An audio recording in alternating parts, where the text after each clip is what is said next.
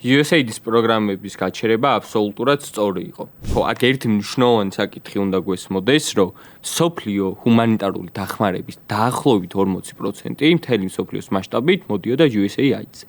ამის გაჩერება ნიშნავს და სრული გაჩერება, რაც უკვე უარყვეს პრინციპში თვითონ ამერიკელებმა, რაც რეორგანიზაცია მოხდა და გაუერთიანდა State Department, სახელმწიფო დეპარტამენტს და გაგრძელდება აუცილებლად, ნიშნავდა, რომ მაგალითად სამხრეთ აფრიკაში, მაგალითად ცენტრალურ აფრიკაში, აზიის ქვეყნებში აი ინფექციებისგან და სხვადასხვა დაავადებებისგან უნდა მომკვდარიყო უბრალოდ ხალხი, რომლებიც ყოველდღიურად იღებდნენ იმ აუცილებელ მედიკამენტურ დახმარებას USAID-ის მიერ გახსნილი ჰოსპიტალებისგან, ხო?